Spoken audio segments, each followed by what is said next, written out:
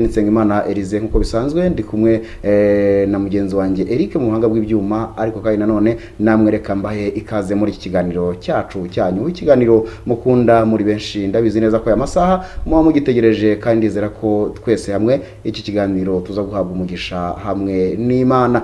Mwamaze kubona insanganyamatsiko yacu hariya rero kuri screen zanyu cyangwa se kuri ekara zanyu muri kuyisoma, aho rimwe na rimwe wenda turi bugendere ku byifuzo cyangwa se ku byo abakunzi bacu bagiye badusaba. Mu kiganiro cyashize harabadusabye kuza kubasobanurira inkomoko y'amadini babarizwamo, ndetse hari n'abatubwiye ko batubajije uburyo umuntu yasenga. Rumwe ati jewe ko ngerageza gusenga umunsi kundi ariko kuva mu byaha bikaba byarananiye. Ubwo rero turaza kurebera hamwe isengesho abantu bakwiriye kuba basenga kugira ngo ribafashe cyangwa se Imana ibafashe kubaha imbaraga zo kunesha ibyaha, kuko mu masengesho abantu basenga nta isengesho abantu baryiga, ahubwo isengesho rituruka ku Mana. Reka mbyite gutyo. Uburyo rero abantu basenga usanga rimwe na rimwe bitabafasha cyangwa se batabasha kugera ku ntego zijyanye no kugira ngo batere intambwe bave mu bibi cyangwa se babambare imbaraga zibafasha kunesha ibyaha n'igisa nacyo cyose. Turaza kwifashisha Bibiliya, ariko kandi nanone ndibuze kubashyiraho kimwe mu cyigisho nakoze muri 2015 ubwo ari hishurirwa cyangwa se yerekwa nari ngize rituruka ku Mana, uburyo umuntu akwiriye gusenga isengesho rimukura mu byaha, isengesho rimuha imbaraga zo kunesha. Nyabuna ntugira aho ujya usobanukirwa isengesho. Ari nk'abatangiye kwibaza ati ni irihe sengesho wasenga, ese rimeze rite, riteye rite?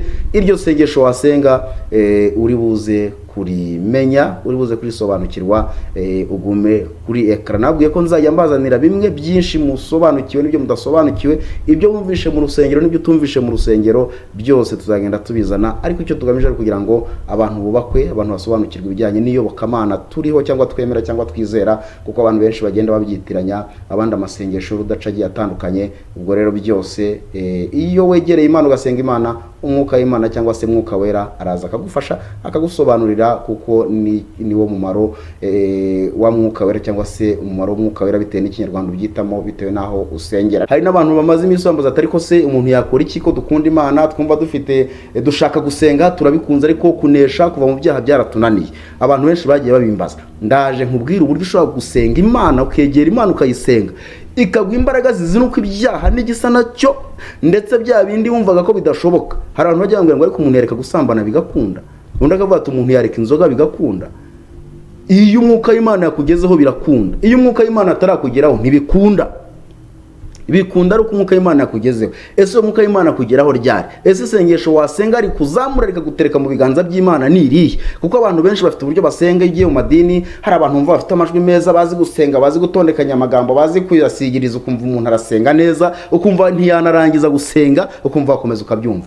Ariko uko gusenga no gutaka Imana mu mivugire igiye itandukanye ntago ari byo byitwa ko uri umuntu usenga Imana, uhamanya n'Imana. Ikindi iyo ubajije umuntu ku cyumweru cyangwa ku isabato ngo uvuye he, mvuye gusenga. Abantu ntago bazi gutandukanya gusenga no kwiga, ibyo ntago bazi kubitandukanya. No gusenga. Ariko turaza turebere hamwe, ese ko isengesho rishobora guhindura umutima w'umunyabyaha? Isengesho rishobora guhindura umuntu ibyo yabonaga atashobora kureka akabireka? Ibyo birashoboka. Hari yerekwa nagize icyo gihe imvura iri kugwa, hari muri 2015 ndatekereza. Imvura iri migwa ari nyinshi cyane, hari mu kwezi kwa 11 kwa 9 hagati aho ngaho. Ijwi ry'Imana riraza. Icyo gihe nari muri dushe, rimbwira uburyo umuntu akwiriye gusenga no kwegera Imana kugira ngo abashe kwakira imbaraga zimuha kunesha ibyaha n'igisa nacyo. Ndaza kubashyiriramo icyo cyegeranyo uze kugitega amatwi, wumva ukuntu uzasenga uzegera Imana. Kuko abantu benshi barayivangavanga, gusenga no gusaba n'ibyifuzo ntibazi kubitandukanya. Ni ukuvuga ngo amasengesho yeza umuntu h'ibyaha, amasengesho yeza cyangwa se aha umuntu imbaraga zo kwihanira kureka akareka ibyaha, ntago bayavangavanga. Mana wakoze, waduhaye igihugu cyiza, warinze babyeyi, wagize gute, waduhaye ibyo kurya, Mana ndasaba inzu, ndasaba umugore. Ni umunsi wo kwezwa, umunsi amasengesho yo kwera, yo kugira ngo wezwe ukiranuka uve mu byaha. Nta rindi jambo rindi uba ugomba kugenda imbere y'Imana, ni ukugenda wemera intege nke zawe zose, kandi wereka n'ubwo Imana izi byose. Umutima wawe, ubwenge bwawe buhamanya n'icyaha kikubangamiye, Imana ibona ko kuko wagize uruhare, wagize umubabaro wo kubabazwa n'ibyaha ukora. hari ibyo uzi n'ibyo utazi. Iyo wasenze Imana muri ubwo buryo, Imana iraza ikakwereka ibyaha byose. Mbabwire se ko Imana yanyeretse ibyaha nakoze kuva mfite imyaka 8, twakunda abana bajyaga yiba amapera cyangwa se imyembe y'abaturanyi, byose Imana irabinyereka ngira ubwoba. Niyo mpamvu rero ibyo nababwiye ngo muzajya mubona mwumva byinshi mutigeze mwumva, mubone ibyo mutigeze mubona, kuko ibi bintu by'iyobokamana utabihugukiye ngo byinjiremo usesengure neza, utagamije gusesereza, umenye ibyo ari byo, wayoba wahaba. Jewe rero mu bantu baruhira ubusa mu bijyanye n'iyobokamana sinshaka kubamo. Nta dini ryantumye, nta rimpemba, nta nubwo nshaka gushinga idini. Nta mwanya nabona rero kwirwana nisararanga mvuga ibi ngibi, mfite byinshi navuga ngo nindangiza nzahure n'akaga ko kurimbuka kubera abanyamadini babi batatwigishije neza, bakagoreka ukuri kw'ijambo ry'Imana. Je rero nkurikije iby'abamisiyoneri bazanye n'ibyo banyigishije mu idini nakuriyemo, banyigishije ngomba kubyongeraho na theology nize, nkongeraho noneho n'umwuka w'Imana udusobanurira ibirenze ibyo wakura muri theology. Ubundi ibyo byose bikamfasha kunyobora. Njya mbwira abantu ngo niyo batwika Bibiliya insengero zose bakazifunga, nsenga Imana irize ntagiye mu gihe waba wizize, byose bituma nzajya mu ijuru byose ndabizi, ndabisobanukiwe. Hari n'ibyo ntarinzi kandi nzi ko mbizi, namenye umwuka w'Imana yamaze kunsura. Reka rero ku buhanga bw'ibyuma badufashe, badushyireho imwe mu ndirimbo. Ndaje duhere ku cyegeranyo, icyo cyegeranyo cy'uburyo umuntu akwiriye kwihana no gusanga Imana, umuntu akwiriye kuba yakora. Ubundi turaza kwifashisha nibiza kudukundira nyuma y'icyo cyegeranyo, ndarebaho amagambo make avuga ibijyanye no gusenga muri Yakobo 5 ndakeka 16 haravanga amasengesho y'umukiranutsi agira umumaro iyo asenganye umwete. Muri Yohana ho hakavuga ngo igihe kirageze, Yohana ibice 4:24 ndakeka, ngo igihe kirageze ko abasenga data bamusenga mu kuri no mu mwuka, bene abo ni bashaka ko bamusenga kandi bamukorera.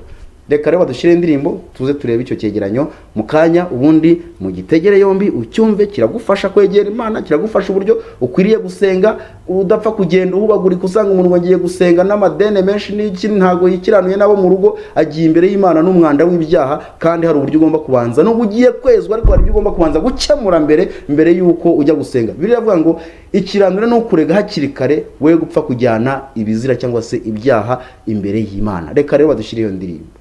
Reka rero umwanya tugiye kureba icyegeranyo nabateguriye ku bijyanye n'uburyo umuntu yakwegera Imana. Ushaka gusenga, ushaka kwihererana n'Imana, uragenda ute, uritwara ute kugira ngo ujye imbere y'Imana, nayo magambo yemerewe kuvugwa nayo utemerewe kuvuga. Ibyo byose urabisanga aho ngaho muri audio nabateguriye.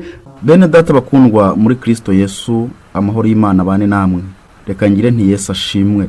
Ndamukanyo y'abana b'Imana, murasuhuzwa. Nanjye nsenga Imana Elize wagiriwe ubuntu akababarirwa n'Imana, akababarirwa ku byaha, akigishwa kwihana ibyaha, akigishwa n'inzira yo kubivamo, akigishwa no kunesha, akigishwa no kwitwararika. Haleluya.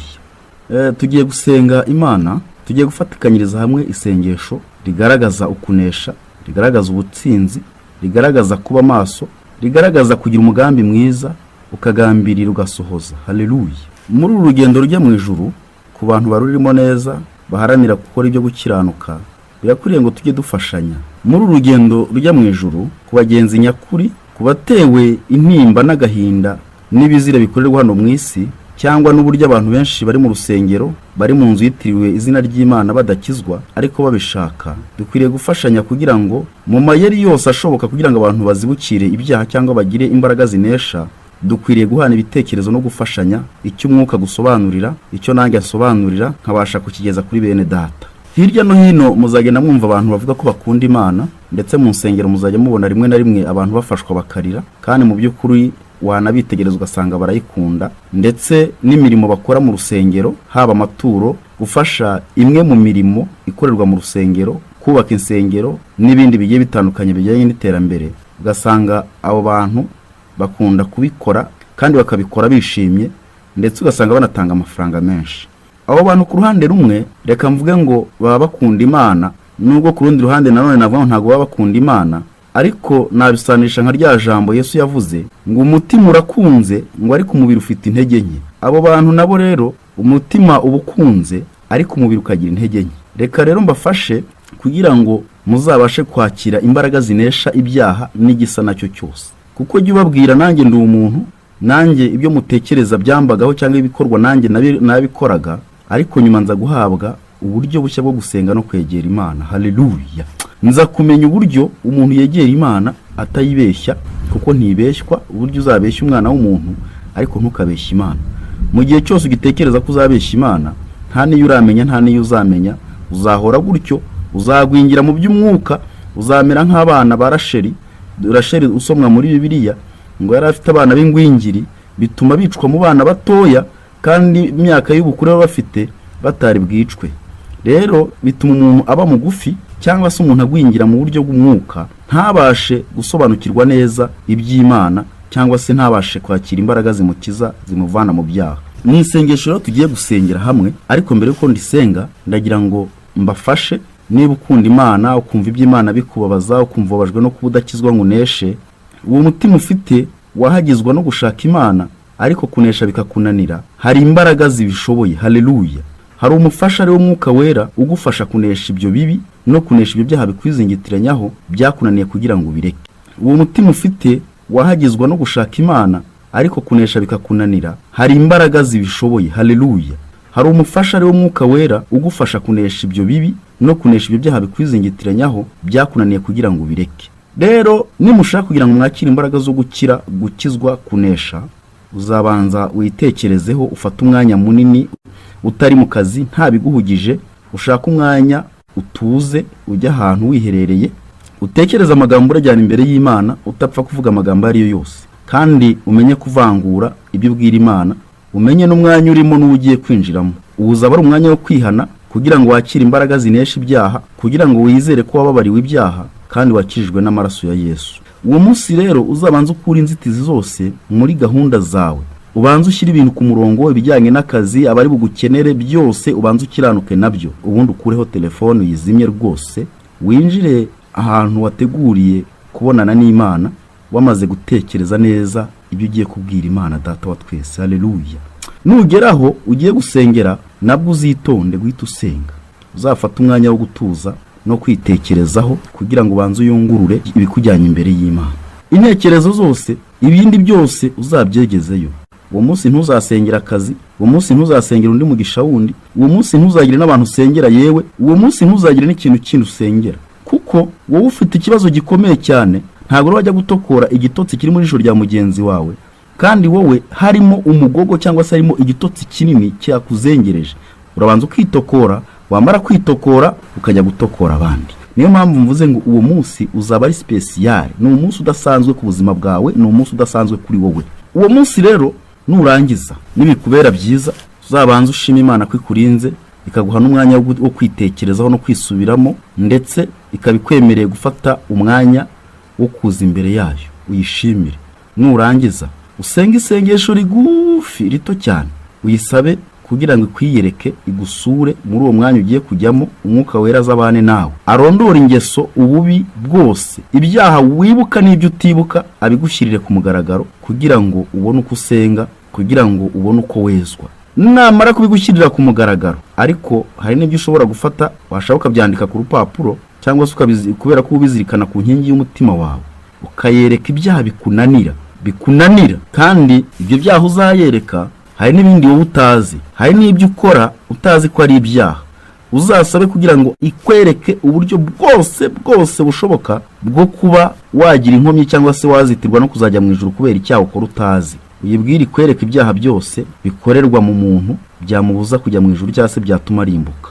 Nurangiza rero usenga Imana, wisabe imbaraga, wisabe kwihanira kureka, wisabe umutima uzinutswe ibyaha. Hari igihe Imana itanga umutima uzinutswe ibyaha, ibyo wumvaga biryoshye ukumva biranuka, ibyo wabonaga ari byiza ukumva ni bibi. Aho rero wageze ku rwego rukomeye, wateye intambwe ndende, uzamutse ama escalier menshi, kuko umaze kugera ahantu ho kunesha ibyaha, ugasigara urwana na twa tundi twita duto, uhangana na two ku munsi ku wundi, kandi ukagerageza gusaba Imana kugira ngo ibashe kuguha kurindwa, ibashe kuguha ubwenge bwo kugira ngo umenye aho uzajya wirirwa, aho uzajya unyura, aho ukora, aho abo mubana nabo, kugira ngo mbere y'uko uvuga ubanze utekereze ku Mana, kugira ngo ugire umumarayika cyangwa se ugire Umwuka Wera uzajya uhorana nawe akwibutsa ibyo ugiye kuvuga ko ari bibi cyangwa ari byiza, bizagufasha kunesha. Reka dusenge Imana rero kubw'iryo sengesho Umwuka Wera anyoboyemo cyangwa se yampishuriye. Iyo umaze kugira umutima umenetse uciye bugufi imbere y'Imana, iyo umaze kugira umutima ubabajwe n'uko ukora ibyaha ariko ukababazwa n'uko utanesha, ushaka kunesha bikakunanira.